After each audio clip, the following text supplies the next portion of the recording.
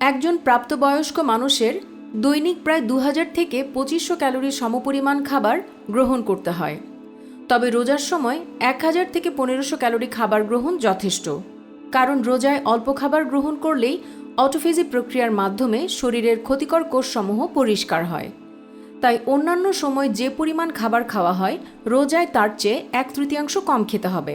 বিশেষ করে সারাদিন রোজা রাখার পর আপনি ইফতারে কি কি খাবেন সে বিষয়ে সতর্ক থাকা জরুরি, না হলে অসুস্থ হয়ে পড়তে পারেন।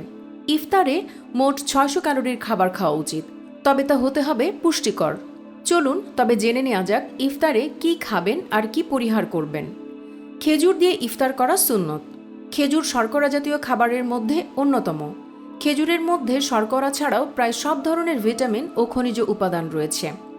4টি মাঝারি সাইজের খেজুরের মধ্যে প্রায় 100 ক্যালোরি থাকে। ইফতারিতে 4-5টি খেজুর খেতে পারেন, তবে ডায়াবেটিস রোগীরা অবশ্যই রক্তে শর্করার মাত্রা মেপে তবেই খেজুর খাবেন, না হলে আপনার ডায়াবেটিস বেড়ে যেতে পারে। ফলের মধ্যে ইফতারে কলা রাখা জরুরি। একটি কলায় প্রায় 105 ক্যালোরি থাকে। একটি কলা রাখুন ইফতার মেনুতে। ছোলা ও বুট খাওয়া যেতে পারে। 50 গ্রাম ছোলা বুটে প্রায় 180 ক্যালোরি রয়েছে।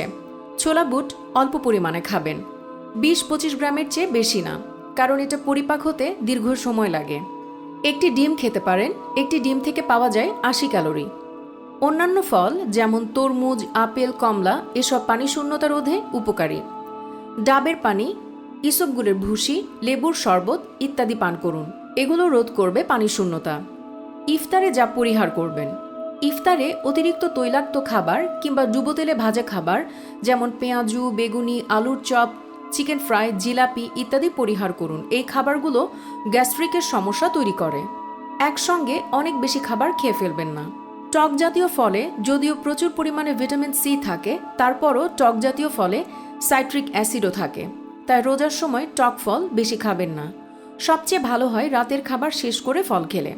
টমেটোতে প্রচুর পরিমাণে সাইট্রিক অ্যাসিড ও ম্যালিক অ্যাসিড থাকে, যা ইফতারে খেলে পাকস্থলীতে জ্বালাপোড়া তৈরি করে, তাই টমেটো বেশি পরিমাণে না খাওয়াই ভালো।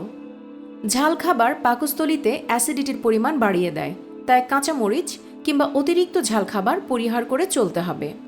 গরম খাবার যেমন চা, কফি ইত্যাদি পাকস্থলীতে হাইড্রোক্লোরিক অ্যাসিড ক্ষরণের পরিমাণ বাড়িয়ে দেয়, তাই রোজার সময় চা, কফি ইত্যাদি পরিহার করুন।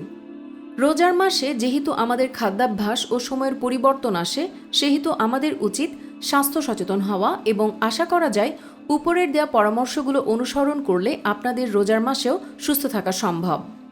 সুপ্রিয় দর্শক শ্রোতা, এই ছিল আমাদের আজকের ভিডিও।